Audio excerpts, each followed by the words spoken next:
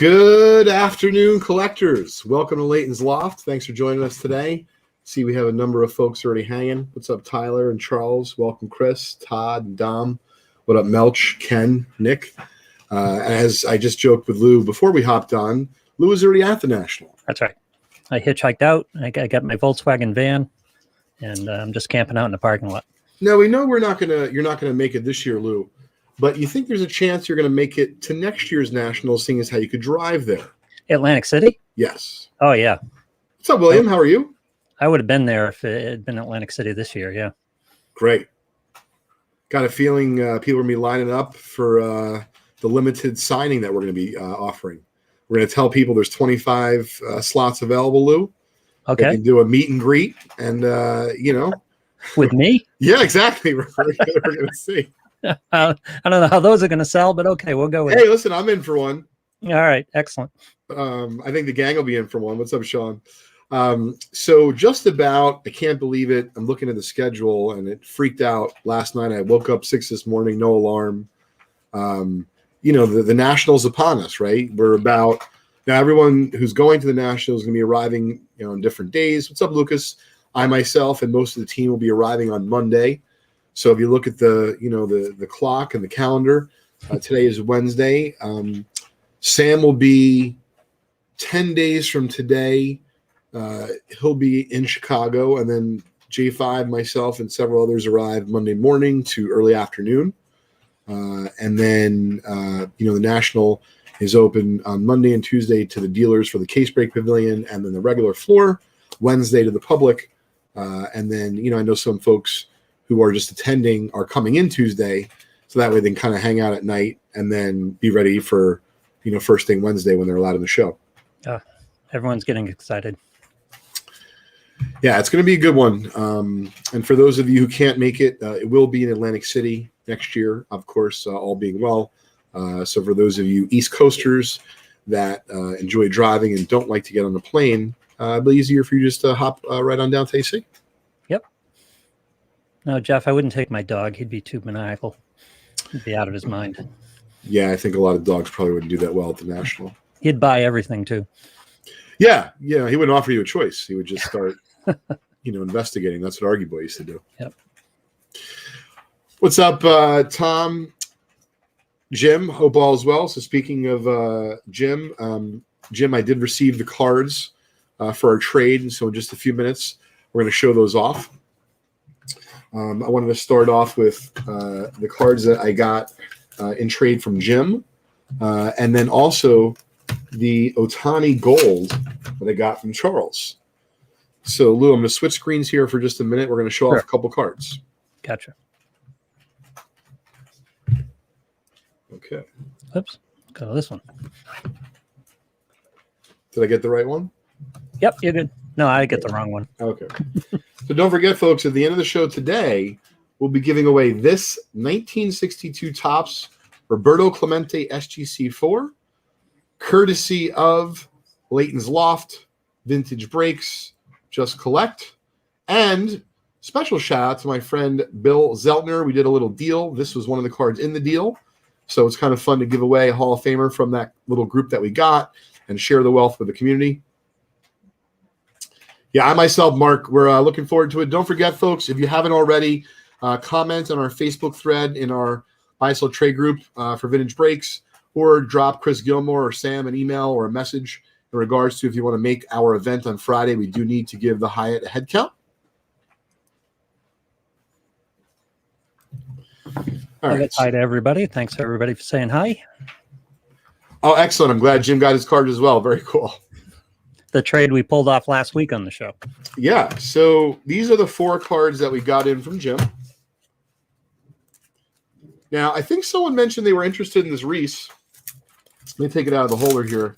I'd have to say it looks better even in person. So it's going to take a deal to pry this out of my hands.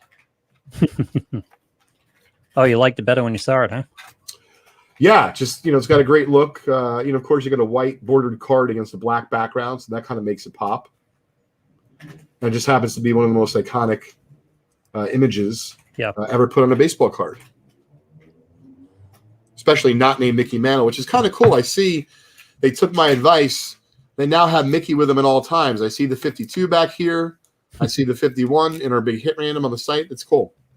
So that's the first card, Jim. Thought that was great. It's funny because the history of cards is they get the player for like 20 seconds and take the photo, but that one they had to set up, they had to work, they probably took a couple shots. Yes, totally agree with you, Lou. They put some, they put some effort into it. Absolutely. Yeah, through the 70s and the 80s, they just stood in there for a second, took a shot or two, and said, "Yeah, all right, thanks." Daniel, I haven't looked under my light or my lamp or anything. I just kind of did so at first glance, but at first glance, it looked great. And so here Nicholas asks, who's sliding on that card? That's an interesting question. Do we know? I do not know. Oh. So here is a 56 Topps Campion and SGC4. That's a really nice example for the grade as well. Hey, what's up, Greg from Colorado? How are you? Oh, Gil Hodges, according to Daniel. Oh, wait. So I think Chris is interested. Sorry, I was missing here. So Chris is interested in the Reese. I'll do a trade for it. Absolutely. We got to get Chris on. You got to work that out with is J5 or Sam here? Okay, great. So J5, do you want to text Chris and see if he wants to hop on? I don't really know the value of the Reese, but Chris Coe is interested in the Reese to see if he wants to hop on. It'd be kind of fun to do another trade, Lou. Oh, absolutely. Here is the McGraw. Let me see if I have Chris's email. I might.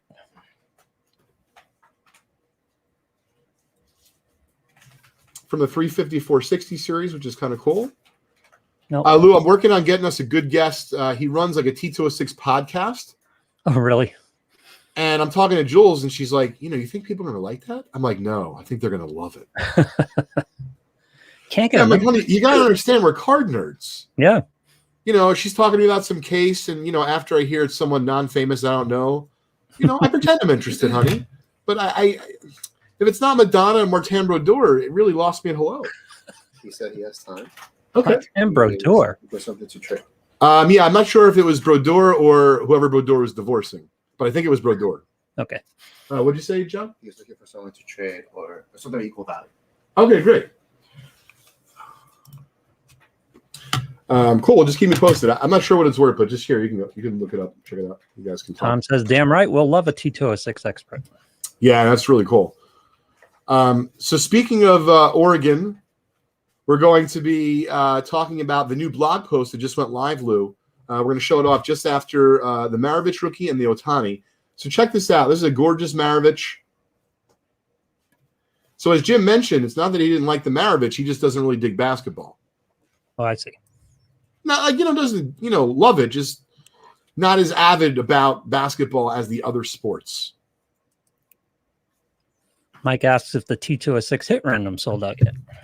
Not sure. I have to check the site, but if it's not on the site, it means it's sold out.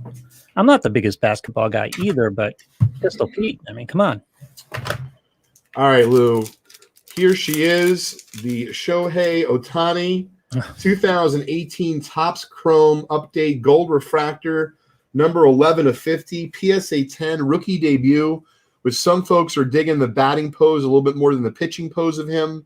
Regardless, still pretty cool. I don't personally own that many numbered card in my collection. Totally agree with you, Kev. I know Anson is. Yeah, he would be a good guest. Shohei had a week, didn't he? Oh, man. I literally found myself this morning at home, and I understand that you may not be from, down here, but there's a jingle of, what is it? It's O'Reilly Auto Parts. Have you ever heard that? Oh, sure. Yeah. The O. So I was thinking to myself, it's very bad. Nice. I like it. But I'm going to come up with a little jingle and do something on TikTok. We'll see if we can get some momentum. That could work. I think so. So anyway, Charles, I really appreciate the deal that we made. Now, remember that with Jim, it was a trade. But with Charles, it was straight cash. Mm-hmm. And he's using that cash to hopefully fund, whether it be an Ernie Banks rookie in a PSA 7 or higher, or some other cool stuff at the National. Charles already misses that card. It's not for sale. Sorry. It's funny. I did a deal with Chris Coe one time where I bought several cards. And I think, Chris Coe, if you're still watching, let me know.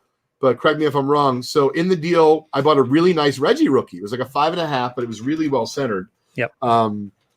And what's up, Joe? I really didn't want to sell it, and if I used it, it was going to be for something cool for vintage breaks. And he was upgrading, and he said, I really can't find a centered one.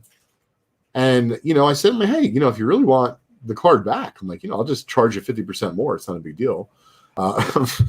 Needless to say, I offered it to him at the same price that he charged me for it, and he took it back because what he found was that going into the marketplace, even though he could find a higher grade Reggie rookie, he wasn't able to find one with good eye appeal. So, anyway, thanks again, Charles. Really appreciate it. You've got that O'Reilly's jingle in everybody's head right now. Oh, are you kidding me? I've been singing it all day. It's got Ohtani now. This just went live on the site. 1958 Topps football sell pack. We're starting to roll out some of the goodies we've been saving for the National. As you saw the other day, we just launched the big 250 card graded hit random featuring these two guys. A 1952 Topps Mickey Mantle PSA 1.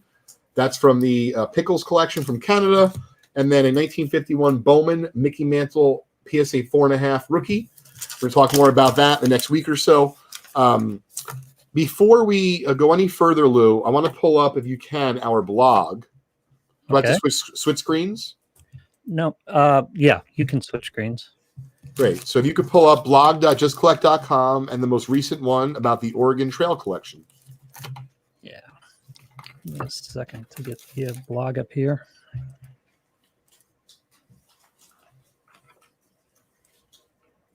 Whoops, that's not what I wanted. Let's add this one instead. Okay, there we go.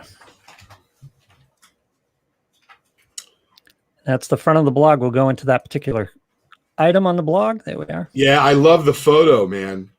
How great is that top? Oh, the top here? They put together the Oregon Trail, with Just Collect logo and some highlights of the collection. That's right. We got to correct. It can't be Oregon anymore. It's Oregon. I know.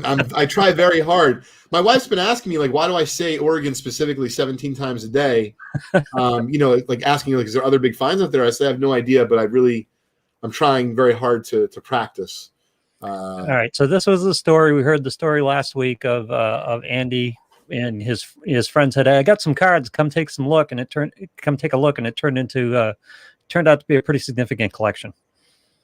Yeah, very much so. And so you could read all the details, folks, on our blog at blog.justcollect.com. And not just about this collection, but we have hundreds of posts, hundreds of stories about different collections we bought over the years, as far back as 10, 12 years ago, I believe. Monty's been so great at migrating over all of our older blogs from our previous blog. So that way we can have everything in a nice new shiny blog that we manage with HubSpot. I feel like I should get paid for that, HubSpot. Thank you. Look at this. God, there's so much stuff here. Yeah, it's pretty wild. The team does a really great job of photographing it and documenting it for the web. Oh, is Mark McGuire there? My guy. That 54 Topps Ted Williams that you see, Lou, just got graded SGC 4, and it's in that big hit random with the Mickey Mantle 52 Topps and the 51 Bowman Mantle. Wow. Full story here. Nice telling of the story, which is a fascinating one you will want to dive into. Thanks again, Ken, for the logo for the blog, or I don't know if the logo, but the photograph you put together. It's pretty funny. Yeah, I think it looks great. A little nostalgia even in the image. Oh, very much so. Yeah, no, I think it was great. So thanks. Really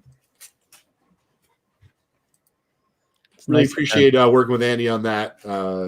Super great to get that in. So 5 o'clock today, if folks don't know, we'll give you a heads up. In about 10 or 15 minutes, we're going to have Ray Schulte, the PR director for the National Sports Collectors Convention, joining us to talk about the show, answer a couple questions from the community, Lou, about the show.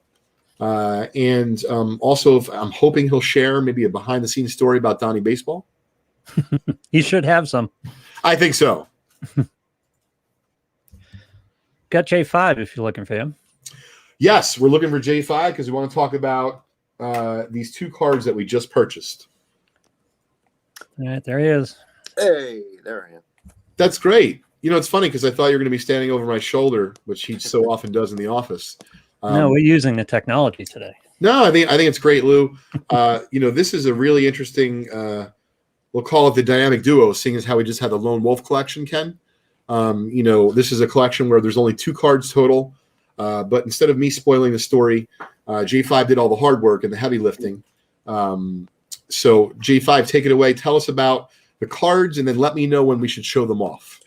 Sure. So I'm gonna get the testimonial for him in an email form, but I'll kind of tell you guys the cliff notes. So the gentleman right now lives in Pennsylvania.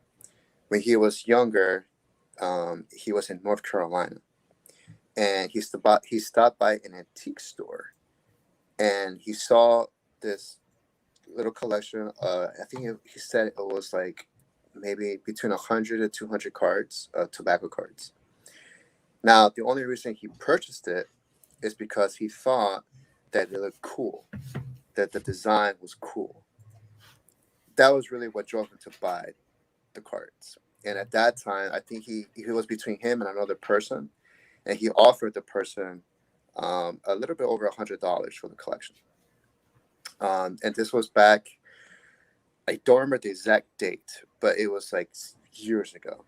I mean, like 70s J5, or I think it was like late 80s, 90s. Wow. So the thing was, when he bought it, he knew there was Hall of Famers in there. Again, he didn't buy it to sell it. He just bought it because he thought it was cool.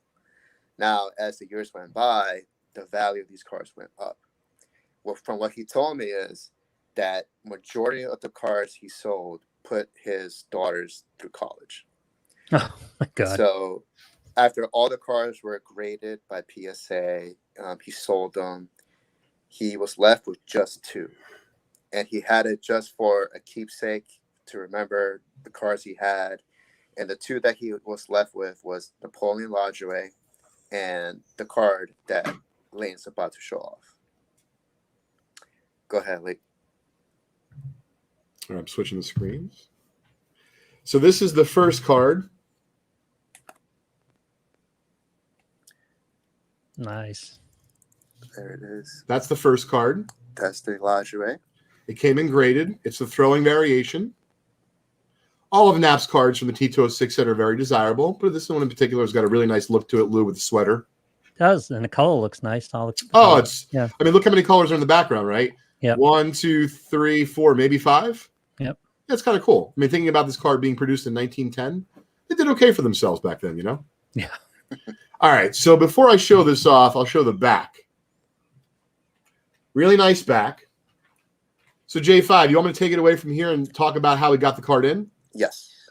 All right, so Lou, J5's telling me about the story of hundreds of tobacco cards. Yep. And I'm like, well, when's this going to get good? Because all the cards are sold. Yeah. He's like, no, they have 2 left. I'm like, 2? I'm thinking in my own mind, like, it better be a Wagner or a Plank. Right. And of course it's not going to be a Wagner or a Plank, but that's what you hope for. And so he's like, no, Leighton, it's not bad. It's a Ty Cobb. I'm like, all right, well, that's not bad. We're interested.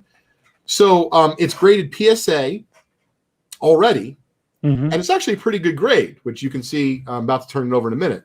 However, the only caveat is when we get it in, it's in the old holder. When I mean the old holder, one of the older holders that PSA graded back maybe in the first 5 years of when they were grading. And so, it's a collectible. Yes, but you can imagine, Lou, for the check that we were going to write, we wanted to make sure that there was no issues. And so we saw a few things with the case that we felt, we disclosed this to the gentleman. We said, listen, we hope you can understand. And obviously it's a high dollar transaction. We want to buy the card, but we really want to have it reholdered by PSA. Yeah. Would you be comfortable with that? And so, of course, I just hand that to J5, the assignment, and I say, J5, let me know how it goes. And I figure if it doesn't go well, maybe I'll have to get on the phone. But, to J5's credit, just like he does every time, is very calming and explained to the individual what we're trying to do and said, hey, if you're not comfortable, we get it. We hope you can understand where we're coming from. We can't write a big check until we understand that the card is in the newer, secure PSA holder, and that to be fair, that the grade is accurate, right? And so somehow we figure out that PSA will allow us to reholder it without having to second mortgage the home, right? And we send it in, and we get it back to like J5 with a week. Yeah, and they told me, oh, maybe a month, maybe 2. I was like, okay, no problem.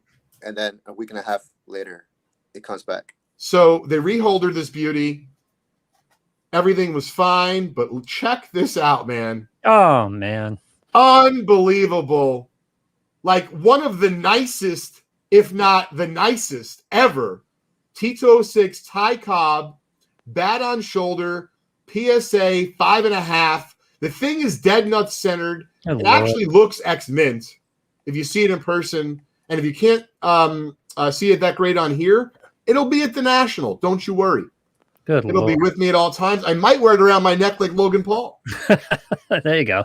That'll be on your lanyard. I think I got a laugh from someone. Someone? All right, good. So to verify. Excellent. Yep. He was very understanding, very calm, collective. He was very cool with the procedure. Again, he said he doesn't need the money. It was never about that. It's just that it was time to go. And he had a good time. Obviously, it worked out for him and his daughters. And he decided to, go through the process about getting the card re-slabbed. Yeah, he was really, and I don't want to sound too corny, Lou, but I mean, really, he was very supportive. And what I mean is, if like he said, hey, I don't need the money. A lot of people say that, and to be honest, I don't feel like that's the case. Like it may not be true. Yeah. However, we could just tell by his demeanor he wanted to be treated fairly and wanted to deal with a reputable company. And so, even though I'm sure he was inconvenienced and would have rather had the check the next day, he understood what we were saying and where we were coming from. And we filled him in the whole way. Like, hey, here's the label of the PSA. This is what they said. Are you okay with 30 days to 60 days? Because we wouldn't want you to get upset. Even though, of course, there's no guarantees. And meanwhile, they turned it around in like 7 to 10 days. Wow. Amazing. People are asking about the pop report. Do we have a pop report? I do not, but I'm giving out a BAM spot to Todd C. for, I think that's fantastic. I might sing this on the way home. Sweet Georgia Peaches. That's right, baby. Love it.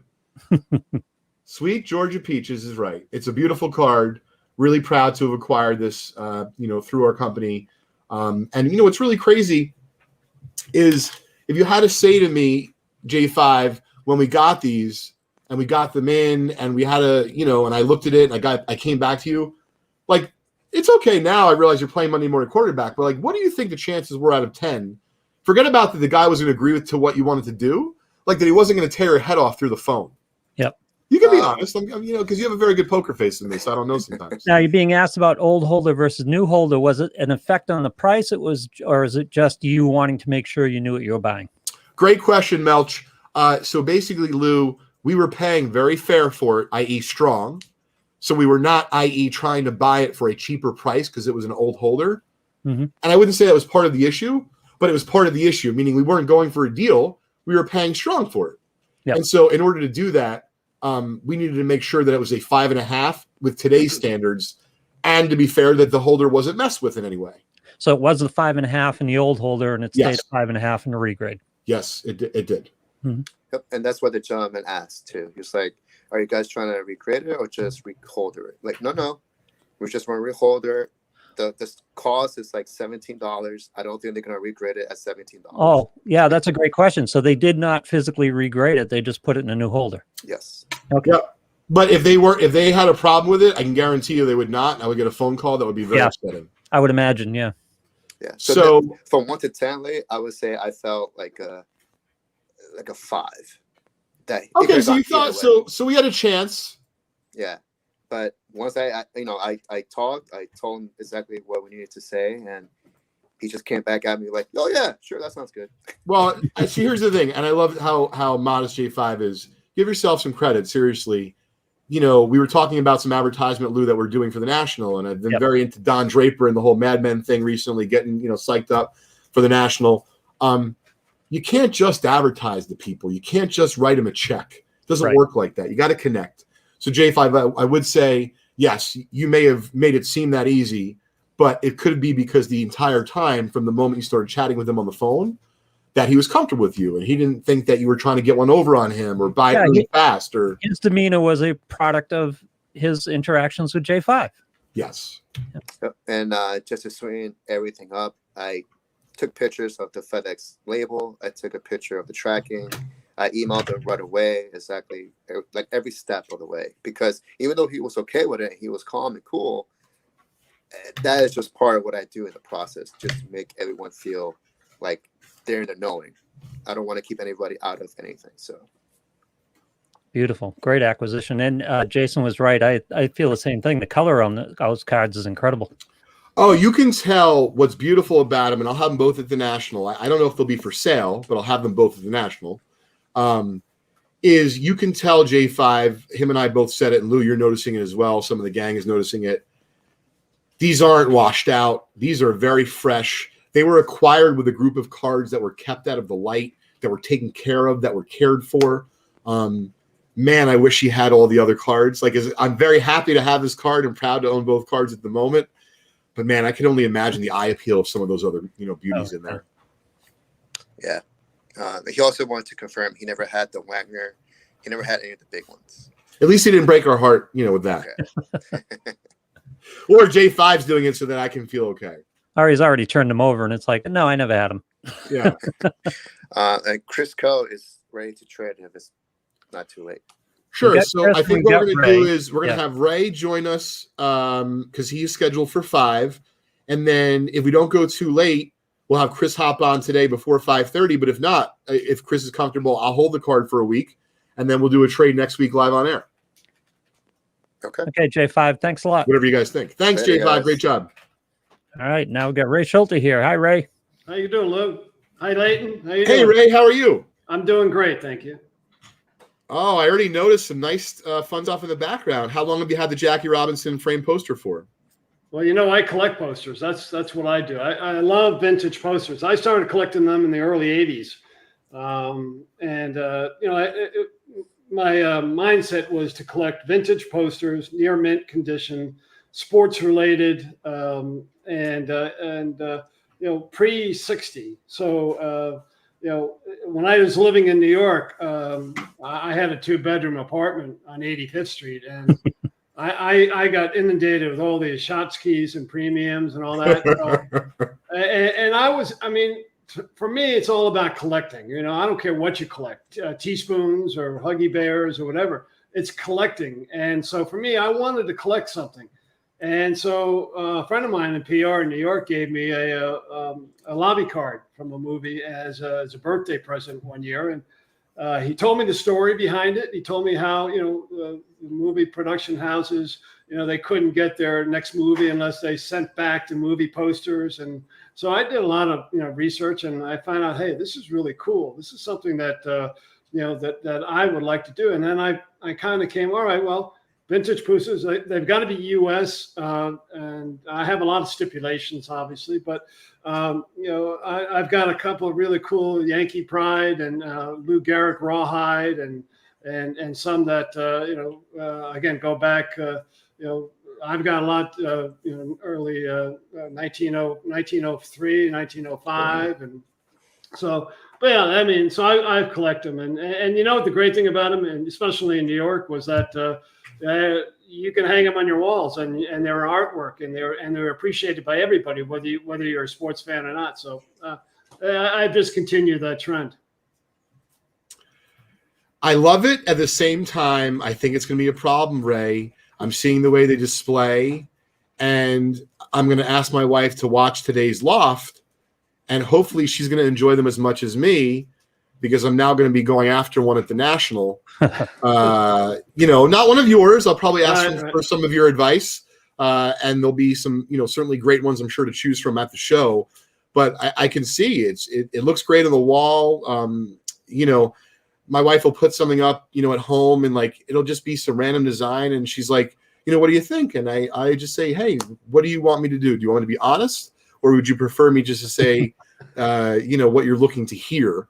And usually it doesn't end up in a good spot for me, Ray. So I'm thinking I'll bring some beauty into the home with one of these posters. And even, worst case is she's going to say it's got to go in your room, or if I'm lucky, she'll say it can go upstairs in Crosby's room. But we're going to work it into the rotation. I really like them. I strongly suggest you start small. These are lobby cards behind me. Okay. Then it goes to 1 sheet and a 3 sheet. Now, a 3 sheet takes up a lot of room. I've got 4 of them here, but they're beautiful, but it takes up a lot of space. Fair enough. Well, thanks again for joining us today. I know you've been working hard, getting ready for the big event in just about 10, 11 days from now. So tell us, from from ground zero, if you will, of the National, how excited you guys are that the show is happening. Do you have anything that you're concerned about in terms of, because we have a lot of folks who are watching that are actually going to be going, Ray, and I figured I would ask on behalf of the community. I myself am not concerned, but I figure you're the man to ask. Is there anything that we should caution folks about, whether it be bring an extra mask with you or whatever the case may be? We're thrilled that you're on with us, and we'd love to hear it straight from you. Well, when we had the situation we're in, we had to adhere to all the state of Illinois, health officials, government officials, and so we took a precautionary approach and worked with the governor. In the sense, the governor set down a 5-phase program, and for us, it was important that we make decisions based on no restrictions. We didn't want to come into this with maybe X amount in terms of capacity or having to wear a mask. And by the way, you can certainly wear a mask at the show. It's your prerogative, but it's not mandatory. And so we were fortunate that the timing was such that the mayor's 5th phase came, I think it was on June 10th. And at that point, we could go ahead and say, all right, we're officially having the event. Now, we're hoping and praying that obviously safety is our number one concern. Probably more concerned with the numbers actually versus the health condition. With the numbers that we're anticipating one of the biggest crowds we've ever had. Our general admission tickets have quadrupled from a timing standpoint, and we sold out of VIPs. We just couldn't create any more VIPs. We didn't have the content, the product anymore. So it just kind of ran its course. So fortunately for us, and this at the National, we have some really pretty wide aisles, and we're looking that we're gonna be okay. Well, we've hired extra security, just to make sure that everything is fluid and flowing smoothly. But I've never seen this before. I guess I started with the National in 2010. And I've never witnessed anything in terms of the pent-up excitement and the participation that we have here in Chicago. It's just it's mind-boggling, and to say that we're excited is an understatement, because obviously us, just the staff, just like the attendees, just like the exhibitors, we had to go through the challenges, we had to go through the frustrations, and then we ended up, I couldn't really do anything from a media standpoint because a lot of the media companies were, their people weren't even in the offices a few months ago. So I couldn't even reach out, and I couldn't commit to anything. So basically what we're doing like 11 months of work we're cramming into like a month and a half.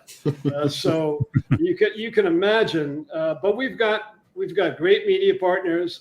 Fortunately, they know us. They know all about us. It's not something where I have to go in and explain who we are, what we're trying to accomplish. They're right there saying, "Hey, Ray, what can we do?" And they're jumping on board, and so we're very excited about that. But Ray, we're getting so much positive response. Everyone's so excited about the National. How was it for vendors, for example? Was there some initial hesitation, or was everyone as excited on the vendor side as the public seems to be about going to the show? Well, depending upon when you're talking about, Lou, far back, everybody was a little precautious because of the health issues. Nobody knew what tomorrow was going to bring. And so when you're talking about making long-term plans, flights and hotel reservations, it's difficult to commit at that time. Now, fortunately, if you remember, maybe last year, it was a little bit more difficult. The hotels and the airlines weren't as forgiving as they were this year. So I think people have felt a little bit more of a comfort level, so they can go out and make a hotel reservation, make an airline and either they get them refunded back, or they can move it on to another time and date.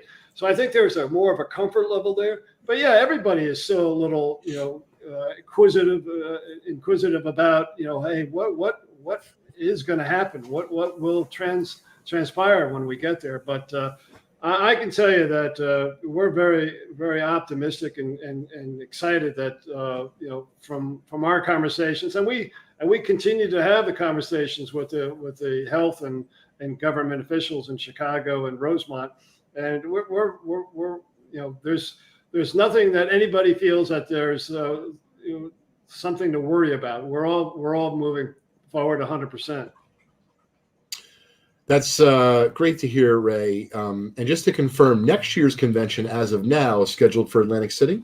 Yeah, Atlantic City next year. And, it's funny. One thing I like to point out, which a lot of people, and it relates to the industry, one of the things, remember, when we finished 2019 in Chicago, the industry, and especially our show, we had a tremendous amount of momentum. I thought it was one of the best shows we've ever had. Going into Atlantic City. Unfortunately, Atlantic City we had to cancel. But with that momentum and with what happened in the industry in terms of the e-commerce and everything else that put us in a position where we saw the surge of trading cards, and we saw a lot of international participation. We saw a lot of influencers getting involved. It's kind of like a perfect storm.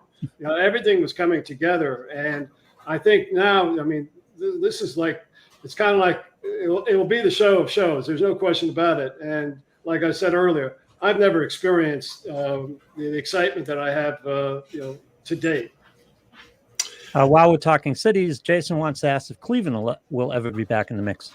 Well, that wasn't our decision. That was their decision. They closed up the convention center. And matter of fact, they closed it up in such a way that a lot of the reporters were calling me, asking me what was going on in Cleveland. They didn't even know what happened, and it all boiled down to a political decision within the city of Cleveland. And would we like to go back there? Sure. I don't. Right now, there's no plans on it. Not until they come back and tell us that in 2023, 24, 25, we're going to get back into business. It's a shame. We love Cleveland, but it was a perfect scenario. When we get, and trust me, we get suggestions, recommendations. Why don't you move it to Florida? Why don't you move to Texas and Washington, state of Washington? You can't pivot like that with the magnitude of the show we had. Cleveland was perfect for that. Cleveland was really good. It checked off all the boxes we have. And I like Atlantic City. I really do. When we talk about Atlantic City, the staff talks about the great relationship we have with the convention people, the great relationship we have with the local authorities there.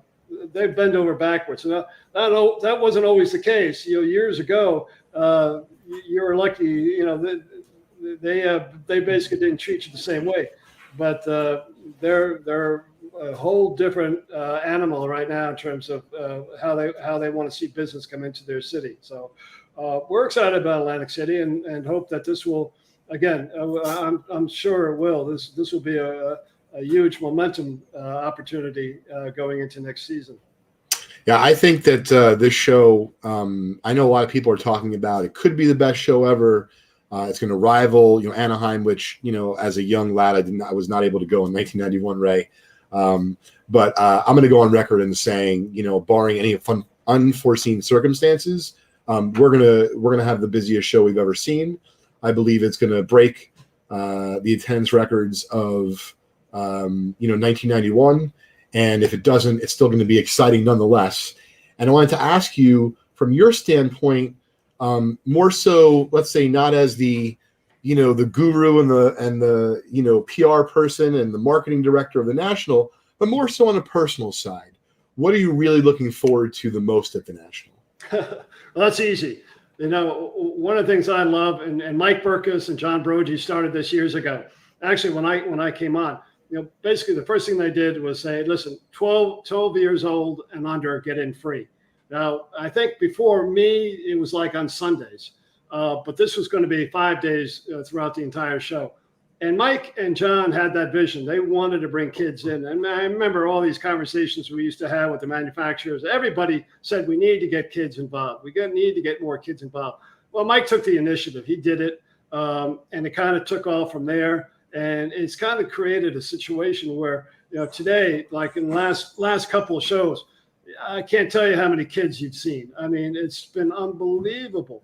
Now, last year was even more so in that, not only did they have the dad, the son, but you also saw the daughter, the grandparents. You saw the entire family there.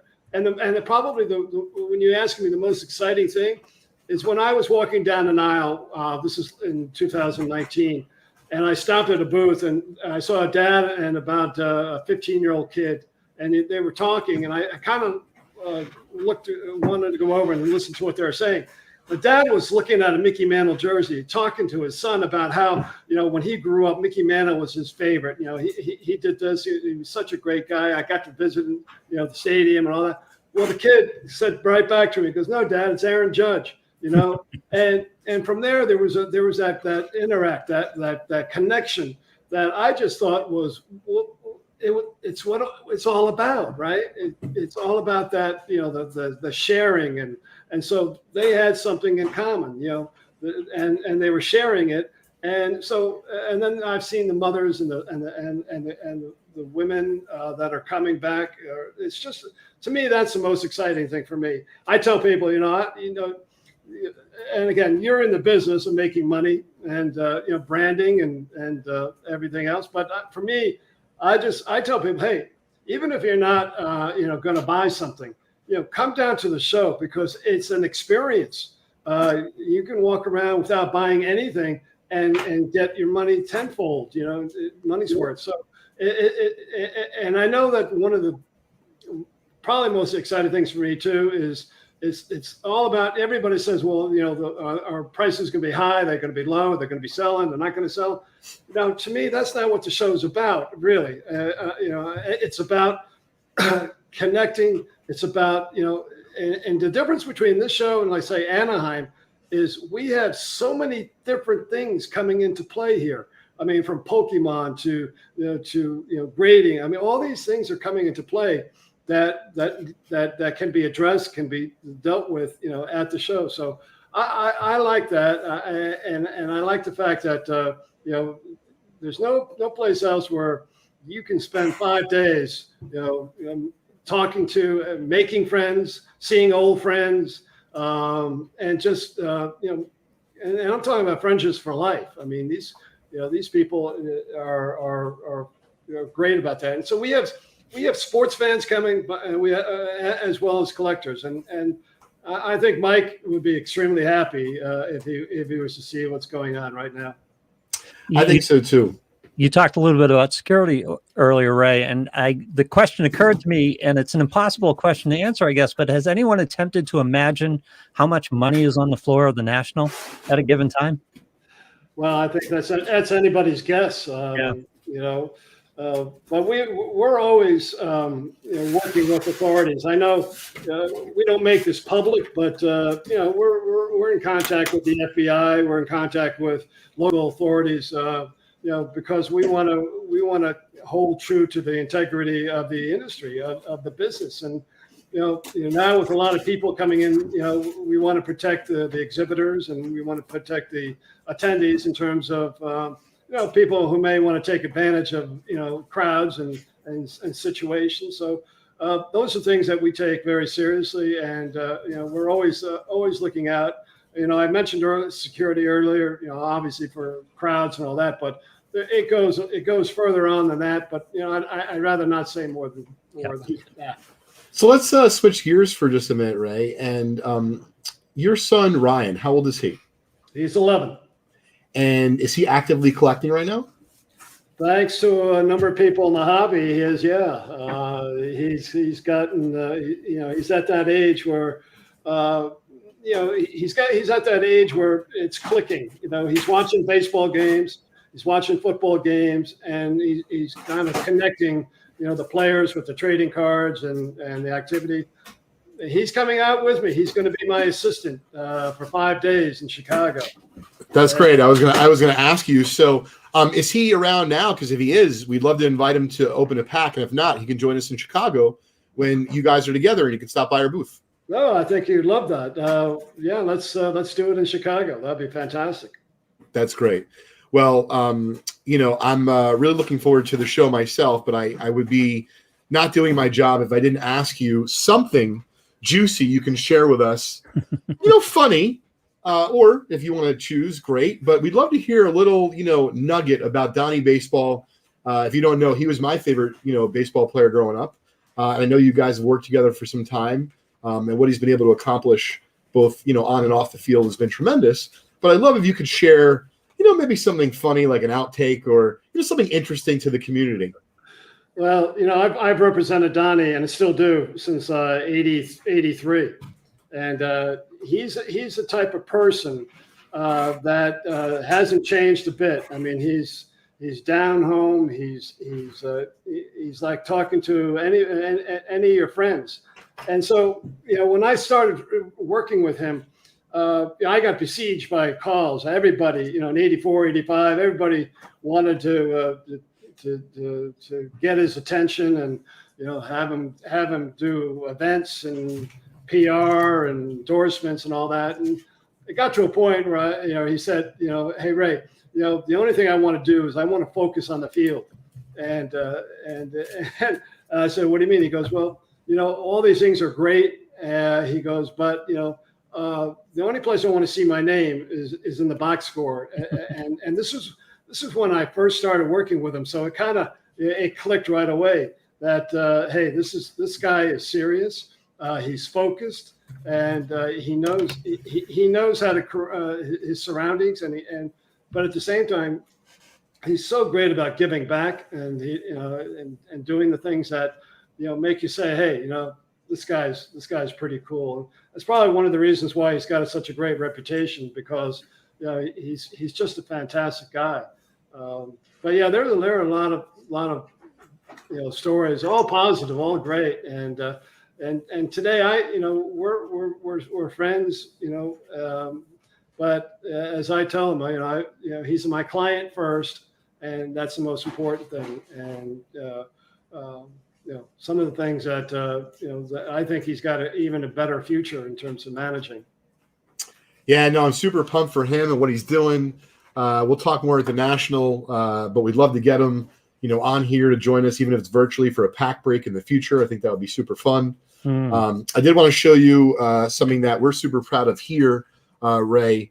This is a T206 Ty Cobb PSA 5.5 that we just bought and then reholdered by PSA in their new holder.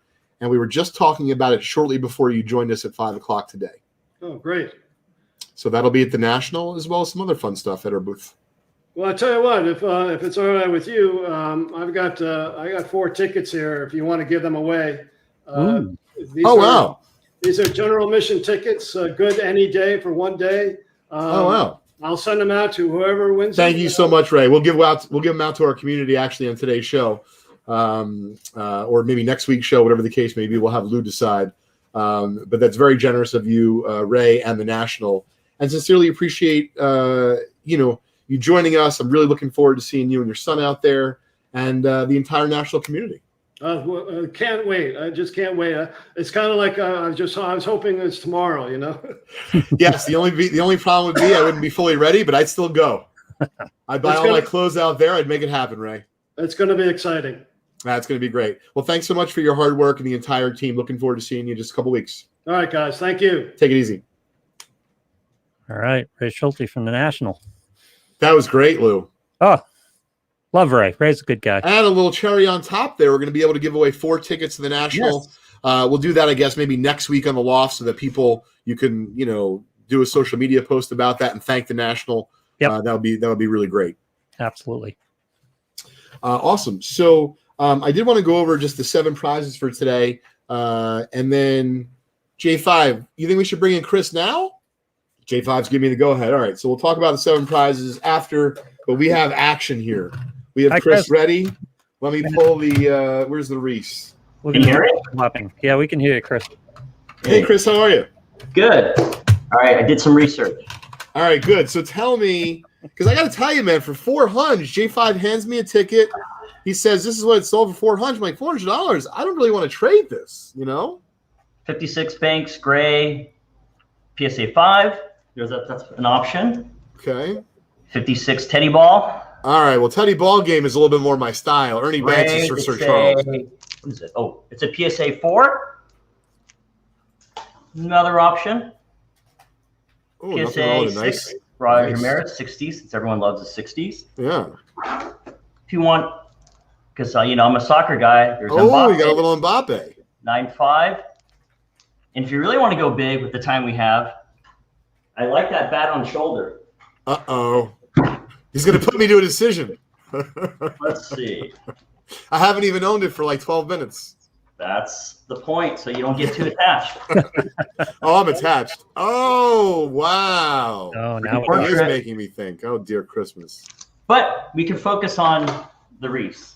Yeah, let's focus on the Reese because that just started making me sweat, Chris. Chris is not pulling punches here. He's just going. No, he came down to do business with like 3 minutes, and he's sharp as a tack. Yeah, we can't do the cobby right now, but I'm absolutely going to talk turkey on the Reese. I checked up on SGC. It's a 4, right? Yeah. Yeah. It's been going for anywhere. Where did I? Oh, here's my screen. Yeah, it's been pretty consistent around 400, 330, 400. But it's got great eye appeal, so I'm willing to pay more. Great. We're willing to charge more. Yeah. Well, and also it's from Ector, so I'll give an Ector premium as well. But like Teddy Ball's 300 roughly. You can check those up. The Gray Banks is kind of roughly around 200, and then I think the Maris, I just looked that up, is anywhere from 125 to 160 depending on eye appeal. So happy to do combination of multiples or cash to make the difference, or Leighton, let me ask you about that. Would you prefer in these situations to do a one-on-one swap, or would you prefer a multiples for one? I mean, I would say in terms of for cards, I always like to trade up if you can.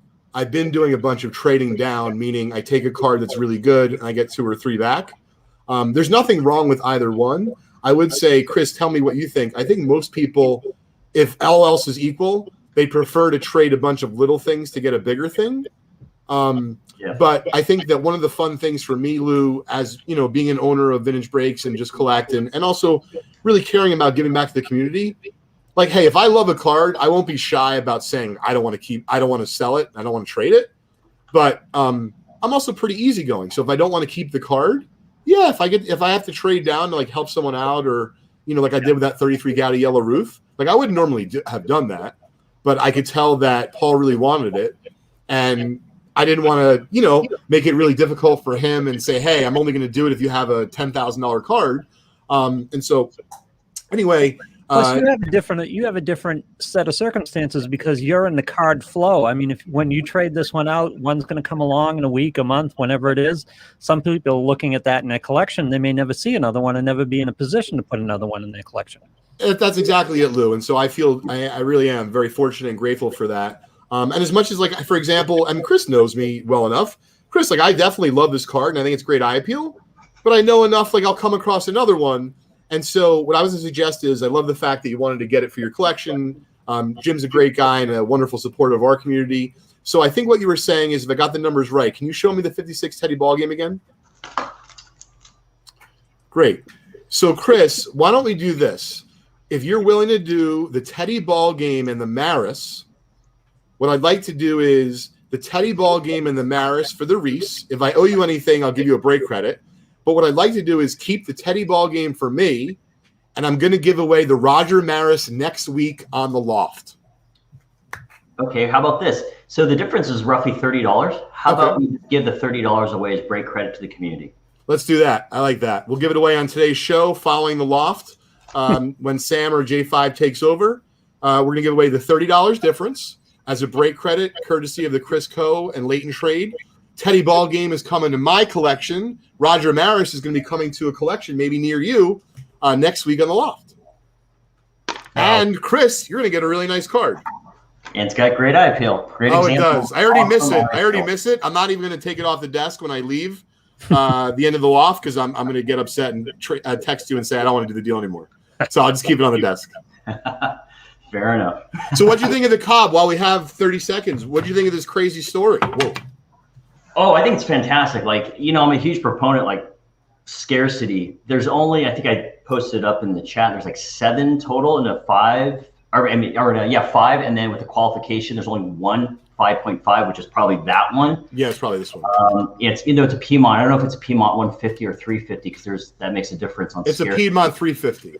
Okay, yeah. So, I mean, I think that one might be more scarce, but I mean, you can't really, it's hard to put a price. You can't really look at comps at it. And that's the thing. And so, you know, for me, like, you know, I have a PSA 4 of this. I have a red PSA 3 that has a slight wrinkle, but it's a Tolstoy back. Those are really hard to find. So like, Yeah, that's a great card. I'd almost rather have a rare back, lesser grade, maybe even less eye appeal, but because it's scarce, I'd rather have that than say a PSA 4 that's with a sweet It's still a great card, but cap, which is more common.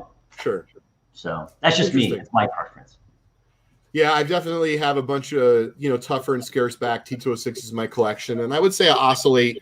But what happens is, Chris, for a while now, I've generally stopped buying T206s for my collection from like the public.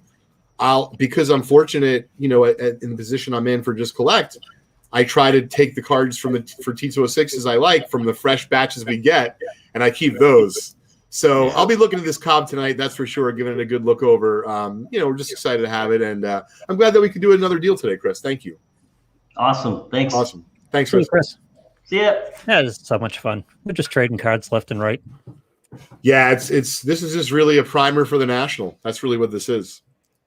If you're going to do a pie chart of trade versus cash, how much trading goes on at the National? So I got to be honest. I think 2 years ago I would have said almost none. Like I'm sure there was. I think it's going to be very prevalent this year, and the reason is because it's social, right? Yeah. So if you come up and you want to buy my Pee Wee Reese for 400, maybe you say hi, maybe you don't. Maybe you've seen my eyes pop out of my head on YouTube. Maybe you don't. You just laugh, and you know it's the guy that his eyes pop out on YouTube. You know, I get it.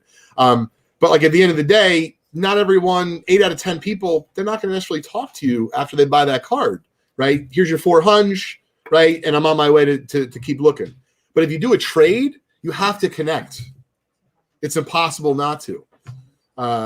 Special shout out to my friend Mark, who's going to be joining me at the National for a little bit, the Just Collect booth, hanging out. Once again, speaking of trading, he's like, you know, Leighton, I don't even care if I sell anything, but, you know, I'm open to trading. Yeah. Like, absolutely. I want to, you know, go there and do good business and have fun. But if you told me that the biggest transaction I did all week was a monster trade, you know, 6-figure trade or something crazy, wow. Like I think that would be great. So before I forget, because I see like the team's huddling over, they're like, get out of here. I have no, you know, exact anything other than what's about to come out, streaming consciousness. Here's the deal. If you're not going to the National, this may be interesting to you. If you're going to the National, this may be interesting to you.